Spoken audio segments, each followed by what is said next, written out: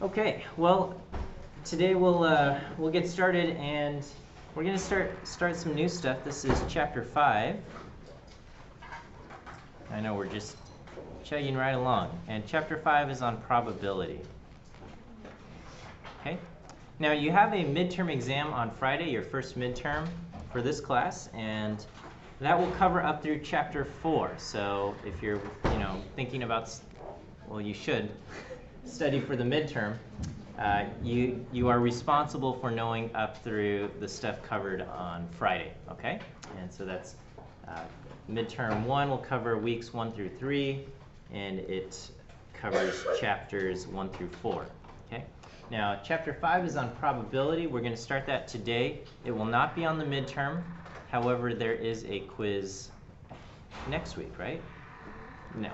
I'm thinking 3, 5, 6, and 9, I think, are the weeks of the quizzes, unless I'm mistaken. So probability will be covered on the quiz. So you still have to learn this stuff, but it's not, the urgent deadline is not this Friday. Okay. So anyway, chapter 5, probability. So what is probability all about? Here we try to express how likely or unlikely an event is to occur. So with probability,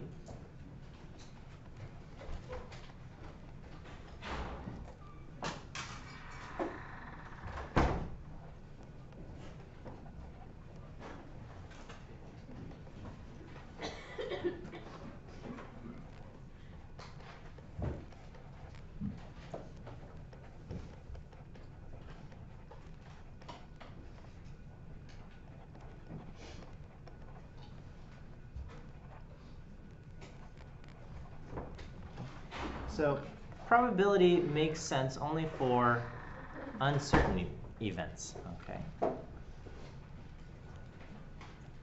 Probability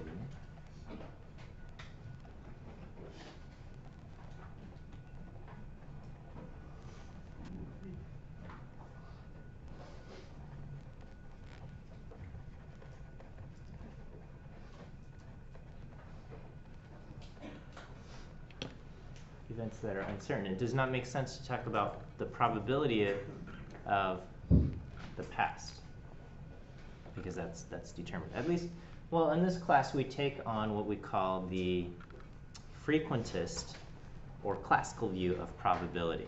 Okay, so just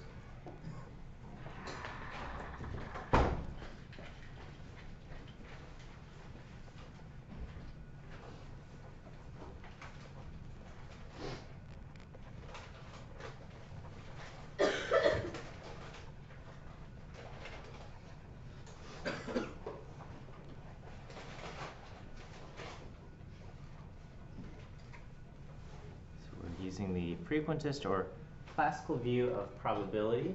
This is in contrast to, you might have heard of the Bayesian view of probability, okay? So don't worry about Bayesian probability at all, but just in case you want to know why I bother even saying we're using the frequentist.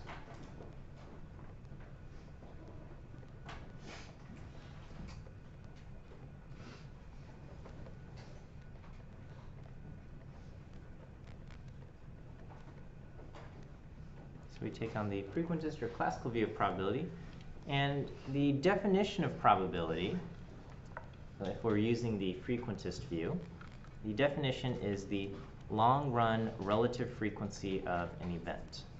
Okay?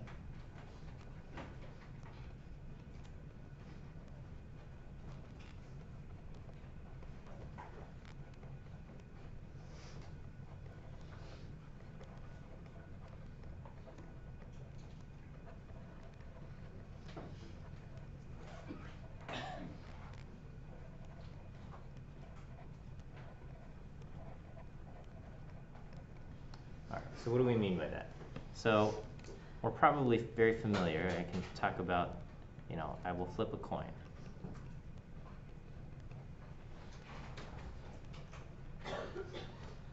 And then we can say, what is the probability that the coin lands heads?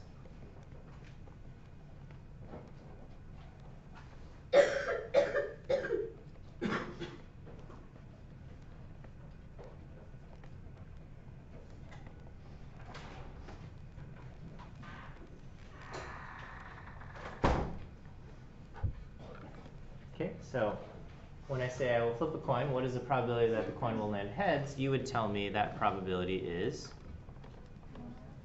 1/2, right? So the probability, I'm going to just write probability of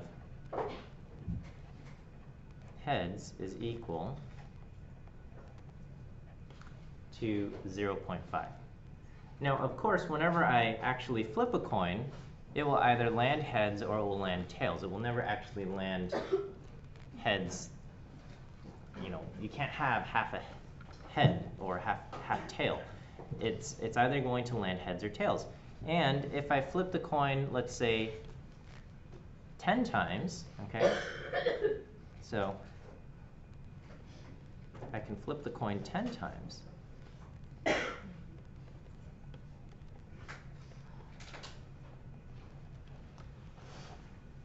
And the relative frequency I observe could be 5 heads out of 10, okay? But it could also be 6 heads out of 10 or 3 heads out of 10. It could be a different number, okay? So I can flip the coin 10 times. And the observed relative frequency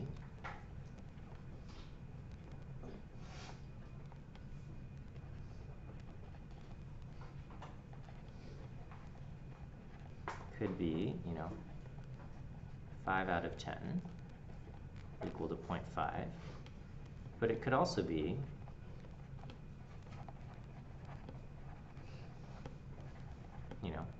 3 out of 10, 0.3, or 0.6, okay? Or other outcomes.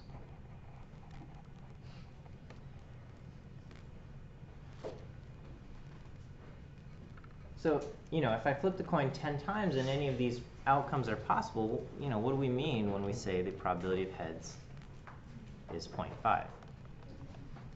Okay? Well, and that's the part where the long run portion comes in. Okay? So here we're talking about the relative frequency of an event in, say, 10 trials. Okay? Here I'm doing 10 flips of the coin, and the relative frequency could be 0.5 or 0.3 or 0.6 or something else. But when we're talking about probability, we talk about the long run relative frequency. So probability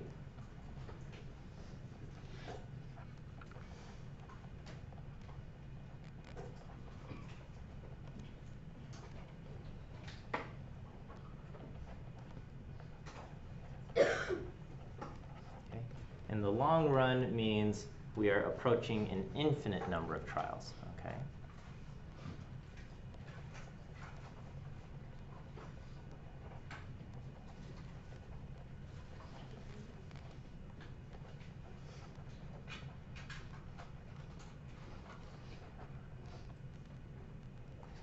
Okay, now of course we can't flip a coin an infinite number of times. That's not possible, but the idea is, if I flip the coin,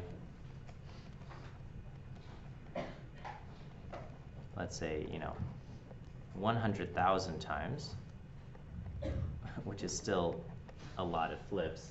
If I flip the coin 100,000 times, I would very much expect, I expect something close to 50,000 heads.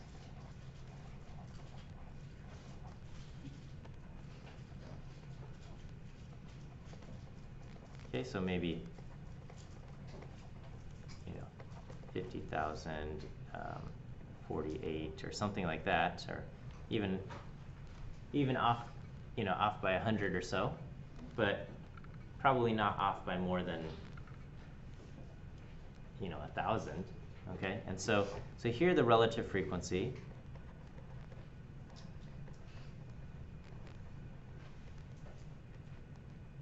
is equal to 0.50048. Okay, and the idea is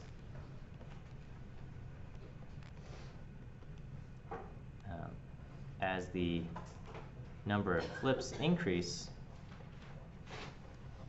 as the number of flips approach infinity, okay, our relative frequency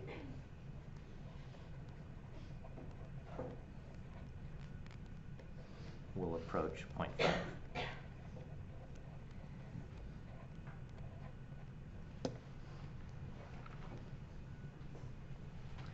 And so what we've seen here are kind of the two types of probabilities that we can talk about. Okay?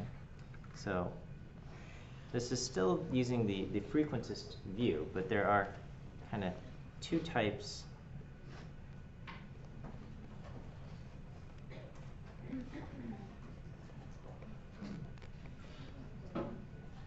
Two types of probability. So one is theoretic probabilities.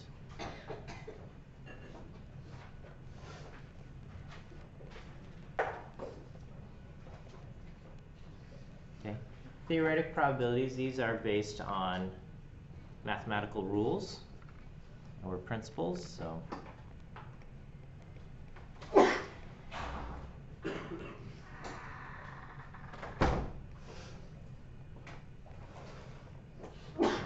rules or principles. This is what we're going to focus on as far as this chapter on probability goes. Okay, so as far as in our chapter on probability, we're going to mostly focus on learning the rules for theoretic probabilities. Okay, so our class.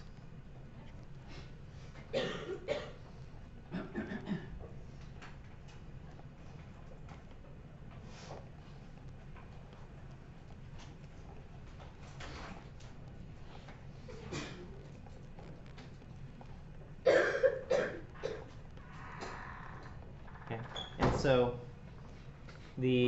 so an example of theoretic probability is we say, well, the coin has two sides. So here's the example.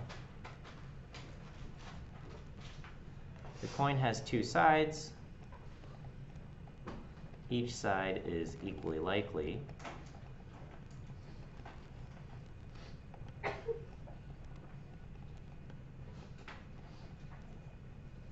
Therefore, the probability the coin lands heads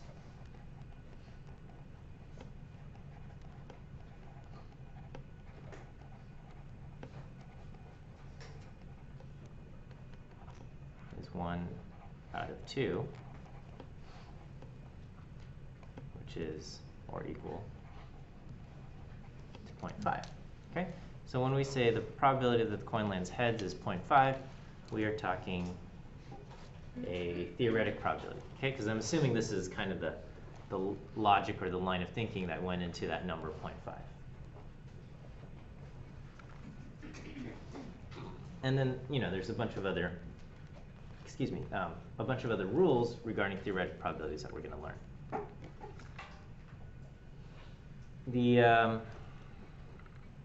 On the other hand, the other type of probability is empirical probability.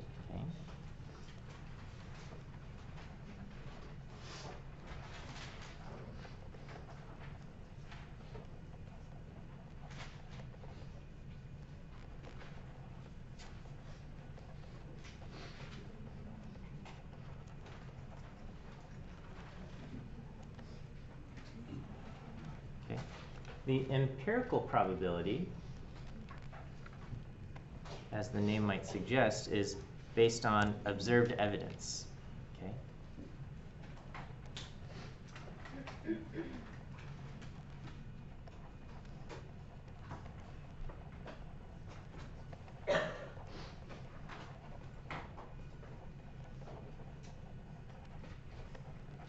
Observed evidence, or in our case, I guess, observed outcomes.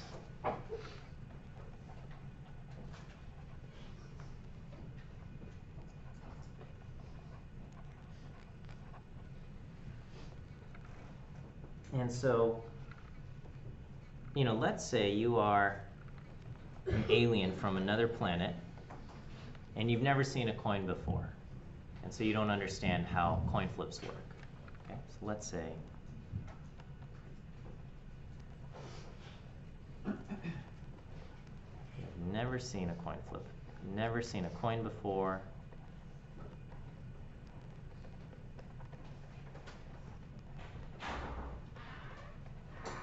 have no idea how coin flips work.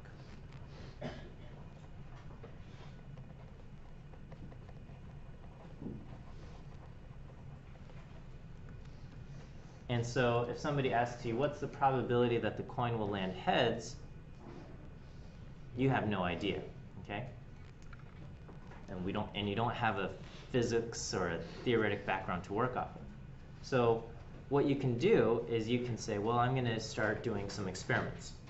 I'm going to start flipping the coin and just count how often it lands heads. Okay, so we have no idea how coin flips work, so what we do is we just try running experiments ourselves.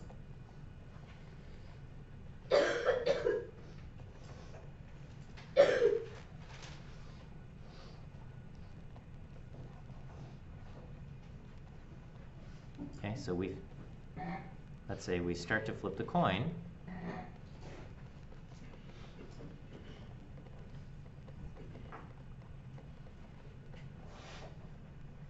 And we record the outcomes. All right, so let's say after 100 flips,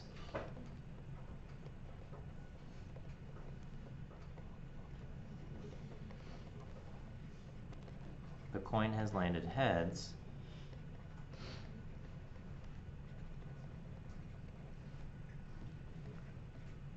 47 times. So the coin landed heads 47 times out of 100.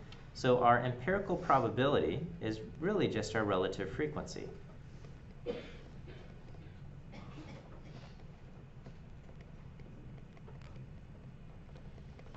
Our observed relative frequency.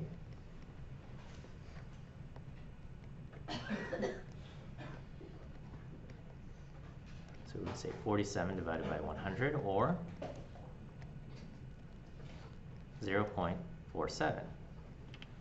Okay? And so we got this number, 0.47, with no theoretic understanding of how the coin actually works. And what we say now is, well, our empirical probability is 0.47.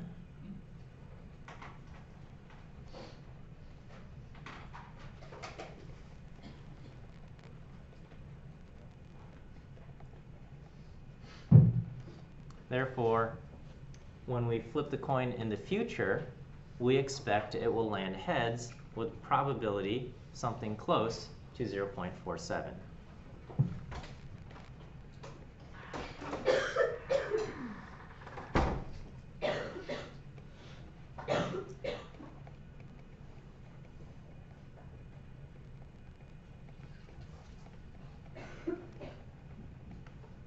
We expect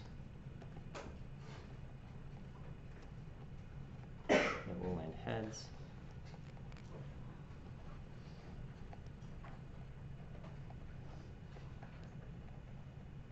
with a probability close to 0.47. Okay? And so, you know, for a coin flip, we would never actually do an empirical probability.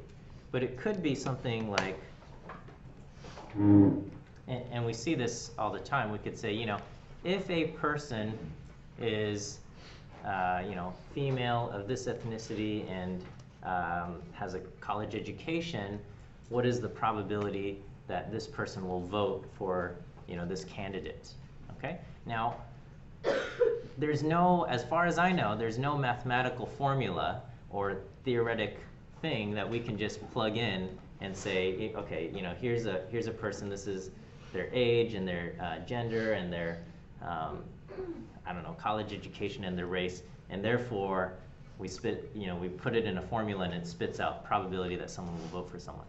But instead, we can kind of get an idea of it by running a survey. Okay, we can survey, you know, maybe 1,000 people that fit that profile or description, and then if 65% of that survey, you know, says they're going to vote for this candidate, then we can say, therefore, you know, our probability based on this is we say, okay, if we meet someone else that fits this profile, we would put them at a 65% probability of voting for this candidate, or something like that. Okay, so a lot of times when things are too complicated, and generally, dealing with people is quite complicated, and we don't have any kind of theoretic basis for it, we can kind of just take past information and come up with a probability based on that. Okay, and there's some assumptions holding that say, like, okay, well, based on what we saw in the past, this is what we expect to happen in the future. That part may or may not be true, but that's what we have. Other examples of, so let me just list off a few examples of empirical probability, because this is about all we're going to spend on the subject here, so I'll get it all in here. Okay, so we'll say using survey results to find, quote, probabilities that that certain demographic groups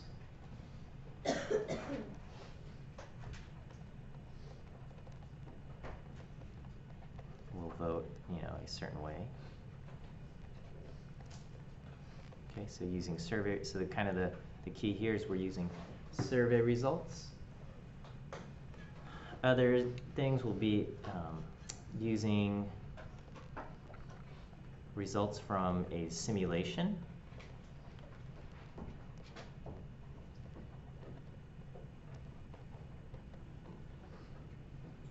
So we might not have all of the theoretic rules laid out, but we might have some semi-realistic simulation setup. Okay, so using results of a simulation to estimate probabilities also. So for example, a lot of times in sports, so right now it's the basketball playoffs, NBA playoffs, and you will see kind of these matchups, and they will say, okay, based on this team and this team, we give team A 68% chance of winning the series. Okay. Again, we don't have a theoretic formula that you can just plug in stuff and it spits out a probability. Well, I mean, some sites do, but other sites depend on simulations, and so they'll have basically a computer play against itself, kind of using the current information on the basketball team, and when the computer plays a game against itself, it might say, well, team A won 63% of the games that it played. Therefore, our current guess, based on the simulations that we've run, is that team A will win with a probability of 63%. Okay, so for example, computer simulations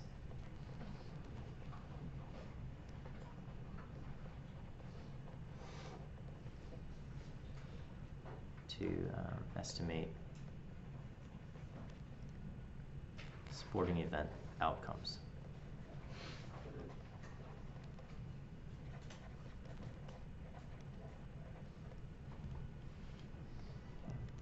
So that's if you ever visit Las Vegas, they have kind of the booking section where this sports book where you can kind of bet on all sorts of different sport events, and they have odds set up, and there's a whole bunch of different ways that they set up these the odds for the games, but some of it's based on computer simulations, and others of it is just based on kind of expert opinion or the bets that are coming in. All right, so that's empirical probability, but the rest of our class will focus, so if you are interested in statistics and you take more classes, you might take a course on running computer simulations, okay? Probably not for sporting events, but just computer simulations to get the idea of, estimating probabilities without having to actually learn the theoretic probabilities. Okay.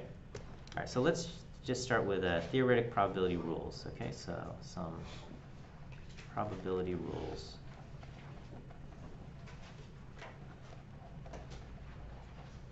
For theoretic probabilities, and this is going to be the focus of our chapter here.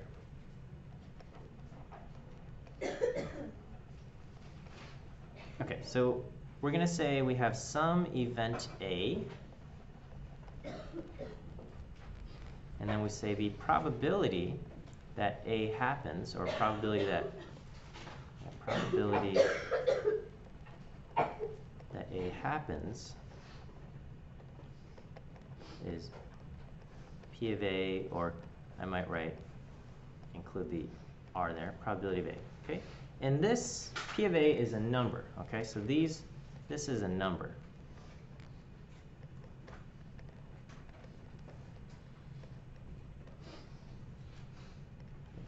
A itself is not a number. A is an event.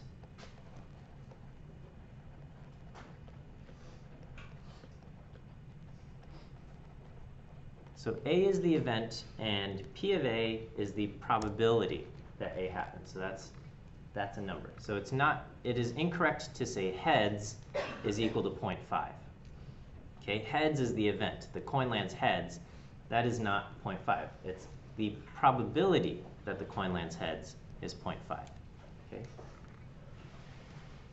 So we say the probability that A happens is P of A, and P of A is always a number between 0 and 1.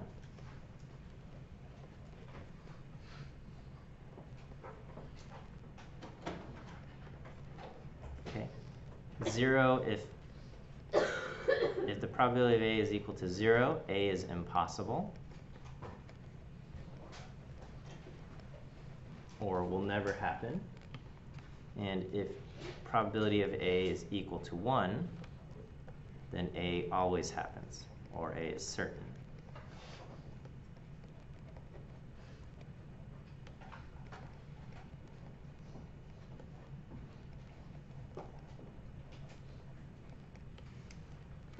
We have something called the complement of A.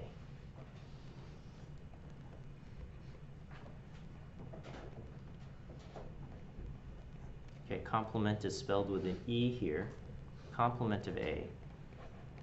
This is the event that, together with A, completes, the universe. So, so you have A and the complement of A. The complement of A is the event that A does not happen.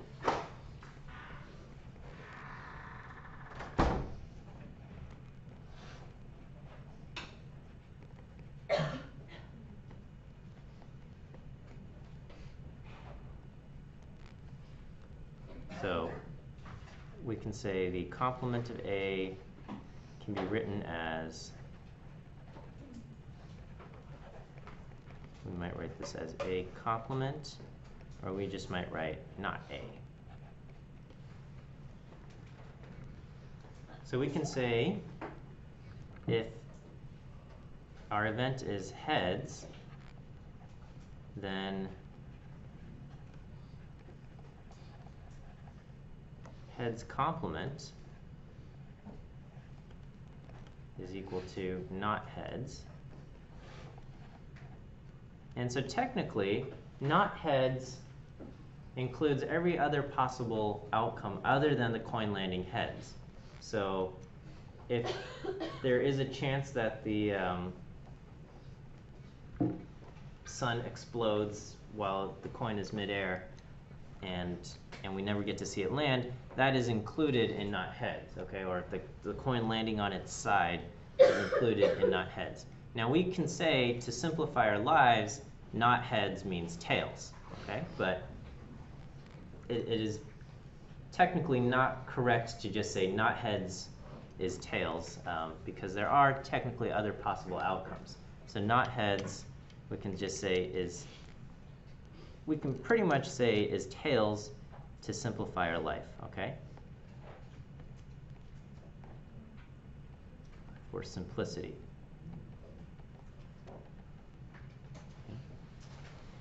And the probability of not heads, or the probability of not A,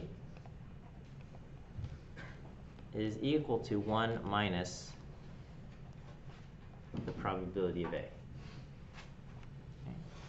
Or another way of writing that is we could say the probability of A plus the probability of its complement, probability of A plus the probability of not A, this is equal to what? 1, right? So together, A together with its complement create the universe of possible outcomes. So whatever it is we're talking about in life, there's only two possibilities. Either it happens or it doesn't happen. There's no other possibility. Okay, so either the coin lands heads or it didn't. Either whatever you want to think of. Okay, either it is the case or it's not. Okay, let's see. How much can I fit in here? Okay, let's talk about, we have or situations.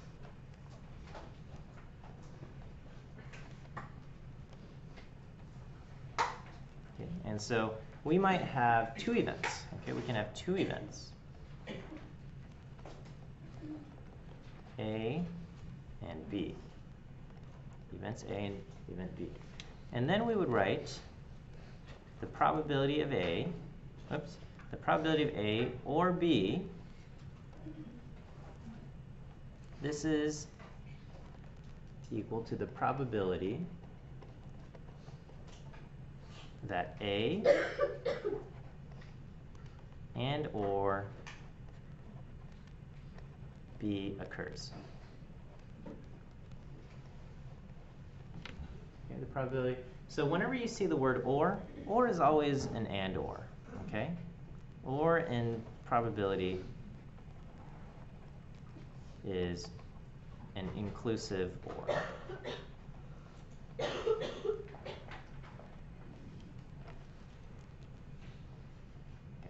You know what? I don't know if I'm going to have actually time to do a real clicker question. We'll just have a freebie. If you're here, something's wrong with my clicker box. We'll just have a freebie for attendance today. Everybody gets a point. Okay. So, well, if you're here and with your clicker, so we'll start a. All right. So just we'll say click A. Okay. Everybody click A. You get your points in. Okay. So we'll. So the probability that A and or B occurs is the probability of A or B. Okay, so or is an inclusive or. So, because in English there's a slight ambiguity with the word or. Okay, so I can say do you like chocolate ice? Do you like chocolate or vanilla ice cream? Okay, if I say do you like chocolate or vanilla ice cream, and you would answer I like chocolate ice cream, or I like vanilla ice cream, or something like that. Okay, that's an exclusive or, because there's an implicit when we ask the or there, we're either asking do you like this thing or do you like this thing. Okay, if I ask the same question by say do you like chocolate or vanilla ice cream, then your answer is yes, or maybe it's no. But in that case, it's an inclusive or. Do you like chocolate and or vanilla ice cream? And so and that's the inclusive or that we're talking about in statistics or probability. Okay, so probability A or B, this is the probability that A and or B, or both, occur, okay? And the way we calculate this is the probability of A plus the probability of B minus the probability of A and B, okay? I'm going to go ahead and click stop here. Everybody clicked A, right? Okay, good. All right, so we can click stop. Okay. Yay, everybody gets their point. Okay. So excuse me. So we got the probability of A plus the probability of B minus the probability of A and B. And then, so let me just draw a little picture here. This is our Venn diagram. Okay, this circle represents A. This circle represents B. And this overlap here is A and B. Okay, so the probability of A or B is the double circle, okay? We're asking, what is this? Well, this is equal to the probability of A, which we can say is represented by this circle, plus the probability of B, which is represented by the other circle. Here, maybe I'll color these in. So what do? I do blue over here, and yellow over here, and green right here. Okay, so it's like okay.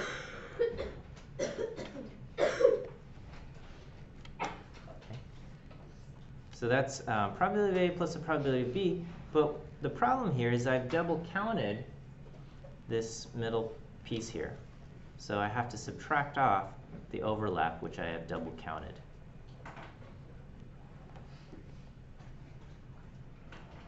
So we have to take this piece off. Whoops.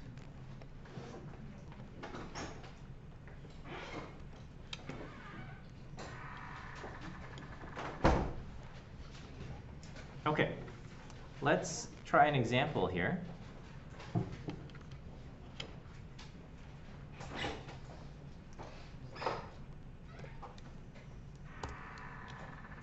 And okay, so let's say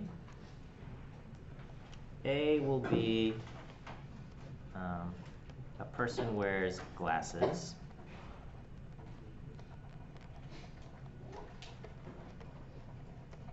And B will be a person, I don't know, is left-handed.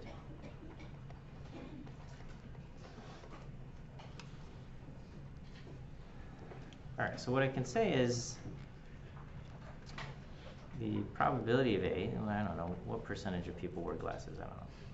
30%? I'm just making stuff up, okay. And the probability that someone is left-handed, I don't know, I'll say,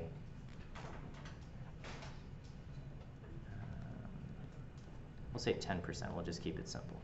And then the probability of both A and B, so this is someone who wears glasses and is left-handed. We'll say 0.03. All right, let's make a little chart here.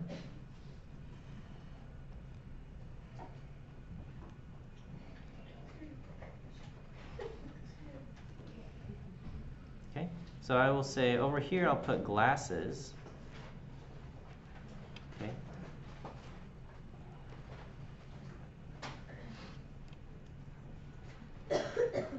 All right, what's the complement of glasses?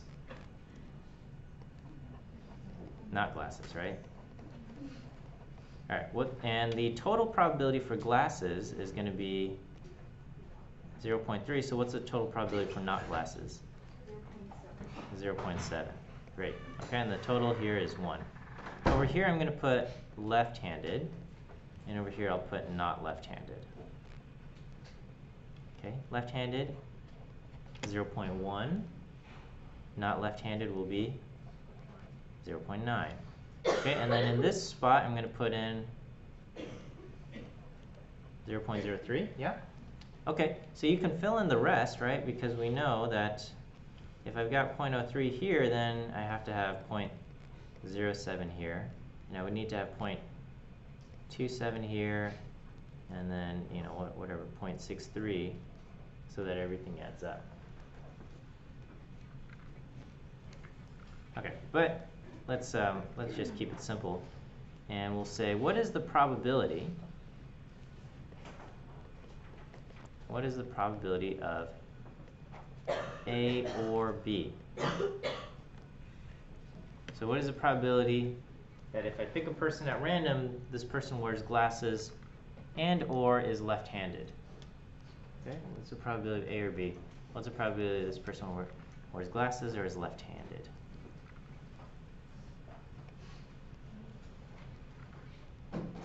Should I make a question out of this, or we just do it? Just do it. All right. Okay.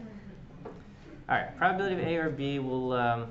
So we can do probability of A plus the probability of B minus the overlap, right? Probability of A and B. So technically, you didn't even need to make this table here, but the table is useful for other questions. So we got 0.3 plus 0.1 minus 0.03. And here we get 0.37. We can also see this. We can see that if I take this number 0.3, this includes these two numbers, right? 0.3 is made up of 0.03 and 0.27. That's how we've done it. Now, if I wanted probability of glasses or left-handed, it's technically this box, and this box. So I could just tack on this. But if I add up 0.01, I'm adding 0.01 is these two numbers. So we can see that I've double counted the 0.03, and that's why I'm subtracting it off. Okay? Another way we could have done it is we could have done 0.27 plus 0.03 plus 0.07. And this is also 0.37. These are kind of the three boxes that make up glasses and or left-handed. Okay. This table also allows us to answer questions such as, what is the probability someone does not wear glasses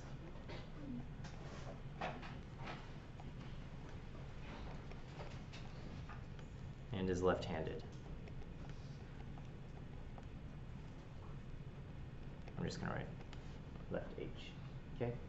So probability that someone does not wear glasses and is left-handed.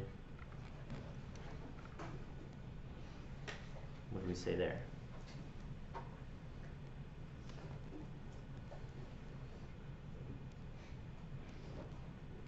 Okay, so we would be in the not glasses column, but we have to be in the left-handed row, and so that number is 0.07. Okay, so we can find this right here. So this is probability of not glasses and left-handed.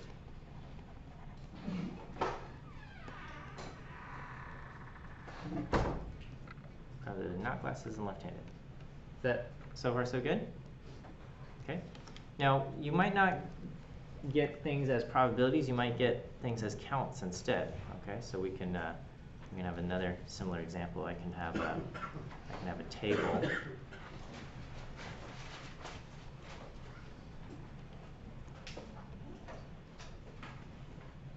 And maybe we'll have people who have cats, no cat, dog, and no dog. All right, and we'll say, I don't know, 35 people have a cat and a dog. I don't know. 60 people have a dog and no cat. I don't know. 50 people have a cat and a dog. I'm making up numbers here, okay? I have no idea if this is even remotely accurate. This is what we have. So I have a total of 245. Okay, so then I can ask, what is the probability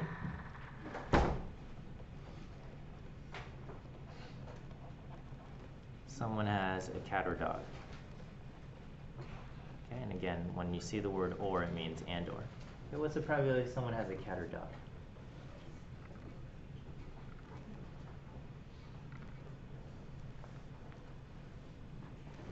Well, we're going to run out of time, so I got to answer this for you.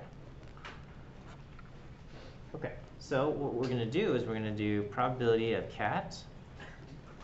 So this is probability of cat or dog. And this will be probability of cat plus probability of dog minus probability of cat and dog. This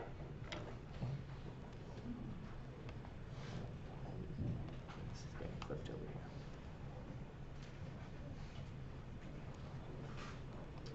here. Okay, so the probability of cat, this is 85 out of 245, plus the probability of dog, which is going to be 95 out of 245. And then we have to subtract off the overlap, 35 out of 245. Okay. So in the numerator you have a common denominator, so you can just add these up across. So you have 85 plus 95 minus 35. This gives you 145 divided by 245, and I don't know what that is. You'll get a probability there. Conversely, we could have just said, when you have the table, it's easy to do it this way. You can just say, okay, I want 50 and 35 and 60. These are the three groups of people. We can also just do 35 plus 60 plus 50, all divided by 245, and we would get the same answer, 145 over 245. Okay, we'll pause here for now, and then we'll see you guys on Wednesday. And so have a good day.